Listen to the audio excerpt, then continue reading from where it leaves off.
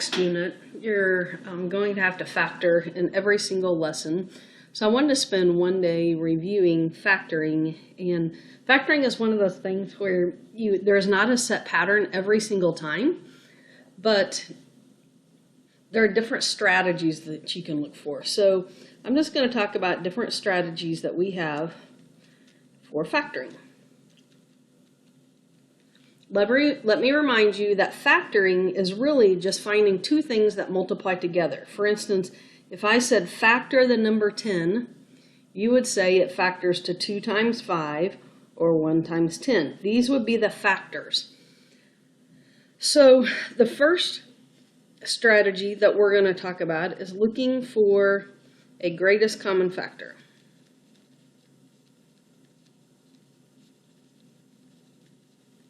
So if I see a polynomial and I want to factor it, I'm going to try to look for the things that they both have in common. So here's an example of that. This is a polynomial. It has 2 terms. I want to turn it into something that is a multiple. So something multiplied by something else, not something plus something else. So I'm going to look to see if they have something in common. So I'm going to look at the numbers. The biggest number that they both have in common is 3. And the biggest amount of x that they both have is 1x. So I'm going to say this is 3x times something. So these would be the factors. What would I take times 3x to get 12x squared? It'd be 4x. What would I take times 3x to get positive 15x? And that would be plus 5. So I would say that 3x is a factor and 4x plus 5 is a factor. They're the two things that multiply together to give me that polynomial. Okay, another strategy that we used was difference of 2 squares.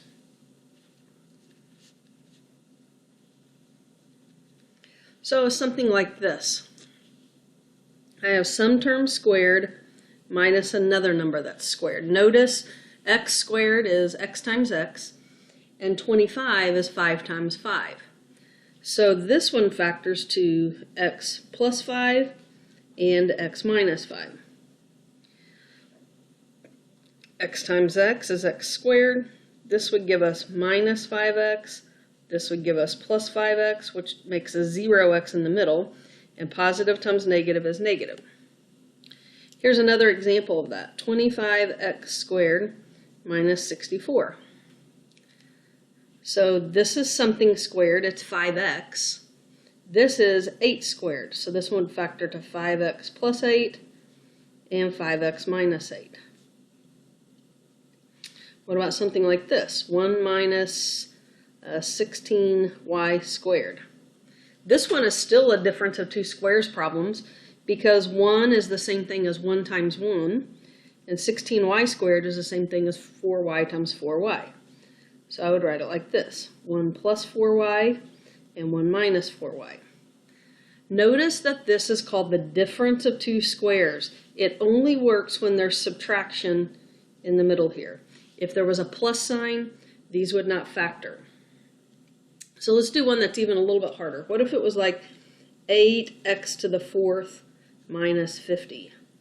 I might have to start by looking to see if they have a common factor first, and these do. They have a number in common of 2, and what's left is x to the 4th minus 25. And then once I look at this, I think, okay, I noticed that 25 is a square, so I wondered if there was something times itself that would give me x to the 4th, and there is. It's x squared. So I could write 2 times x squared plus 5 and x squared minus 5. Now, it doesn't matter what order you write these numbers in. I could have written x squared minus 5 and x squared plus 5. But if there are 3 factors, I have to write all 3 of them. The third strategy that we talked about is called the sum or difference of cubes.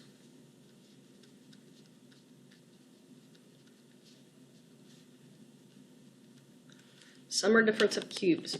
So that would be one like this. And notice this one is sum or difference. So this time we can have a plus. So 8x cubed plus 1. This is an example of a sum of cubes. 8 is a cube number. It's 2 times 2 times 2. 1 is a cube number. It's 1 times 1 times 1. So this one is the one, if you'll remember, that factored into a smaller parenthesis and a longer parenthesis. And inside the smaller parenthesis, you wrote the things that you were cubing. So here, I'm cubing a 2x to get this, and here I'm cubing a 1. And then in the other parenthesis, the first term is that thing squared, and the last term is this thing squared. And then in the middle, we multiply these two together. And then this is the part kids usually remember. Now we use SOAP to find the signs. We use the same sign, the opposite sign, and always positive. Let's do one more of those. Let's do 64x cubed minus 27.